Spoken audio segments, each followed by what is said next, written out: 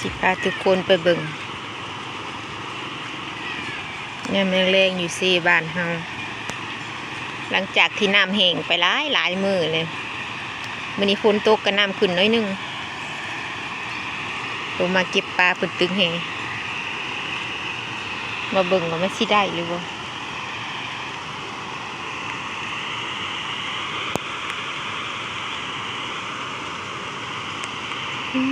ฝนลิ้นเท่าไรมือเลยสิเจ้าสภาพทางคอยไปอ๋อ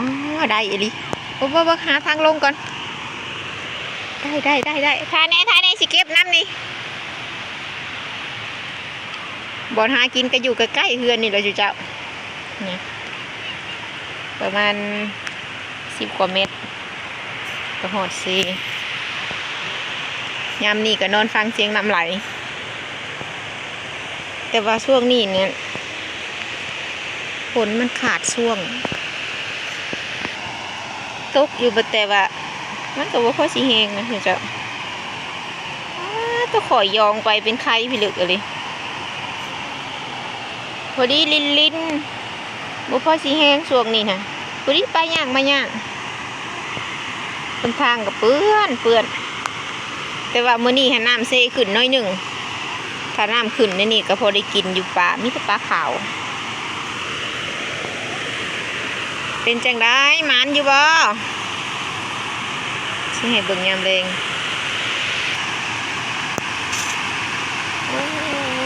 ไปเร็วโอ้ยกับพลาด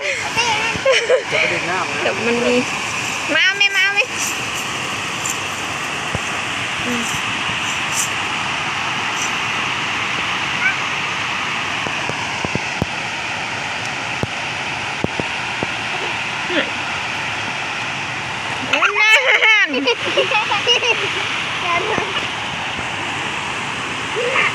เบิ่งได้เลย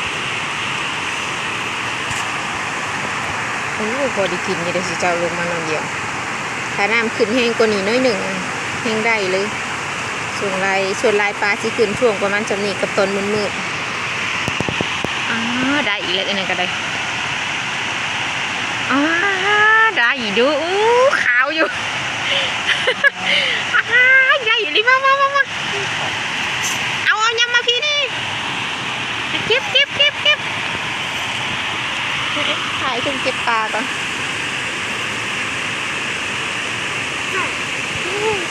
ฝนกระลิน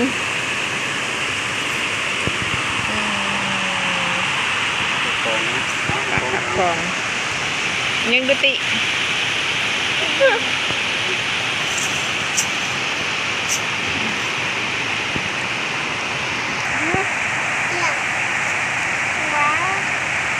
น้ำไหลหน่อยสิก็พอได้กินเลยสิเจ้าลงมาแต่ละเถื่อนั้นได้เกือบเป็นโล2 โล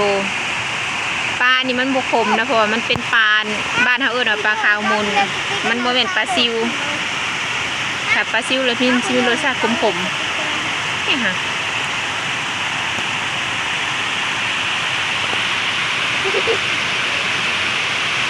มาอีกแล้วโอ้ยอยู่ใกล้ไรมันสิไปแล้วไปเก็บปะติ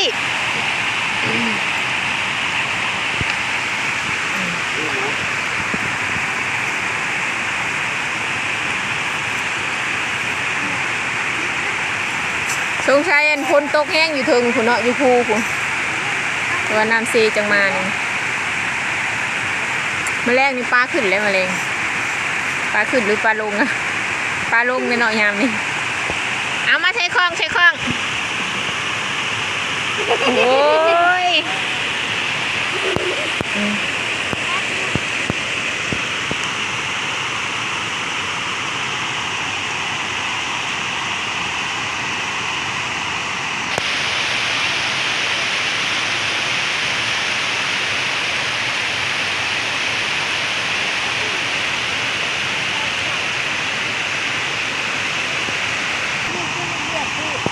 โอ้รถจักรมาผ่าน้ำผ่านึง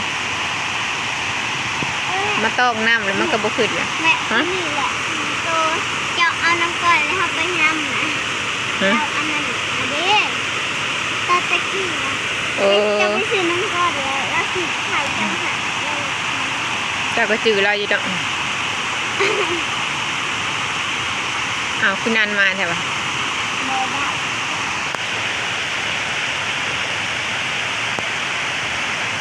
อันนั้นคืออยู่เพื่อนของข่อยมีสวนมีกระไม้เอาแลข้ามภาคอีกเลยโอ้ยไปเก็บทั้งนั้นอีกเลยไปพอย่างเด้อโอ้เสียวใส่เด้เกิดบ่มีหอยนี่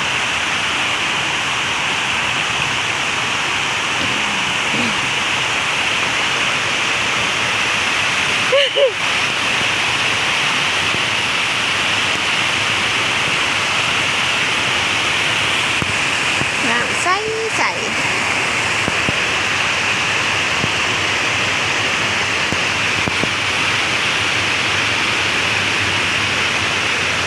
ลงมาตอนค่ำๆได้ถึงเจ้าน้ำจะมีน้ำแห้งไปโอ้ยสิได้ผิดอันสิได้ประมาณผิดหนึ่งแหละโดนจังมีน้ำเถื่อหนึ่งนะปลาขึ้น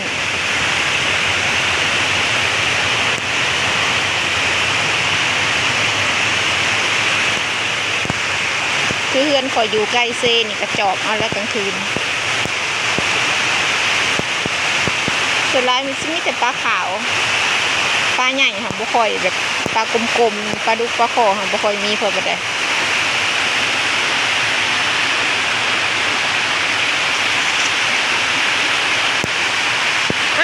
เปียกไปเลยเนาะนี่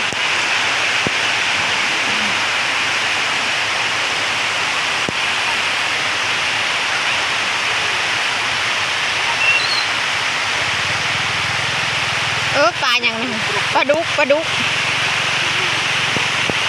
อันนี้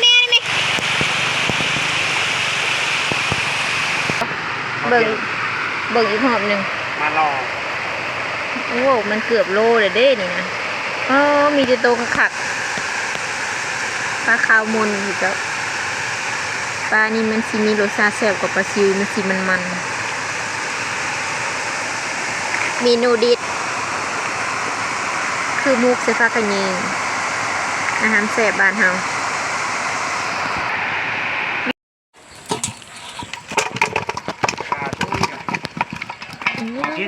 ได้หลายเนาะ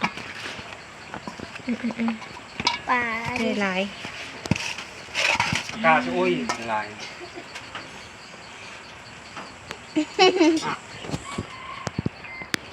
เฮ็ดจังได้กินแล้วบัดนี้ไปเอาเข้าตู้ไป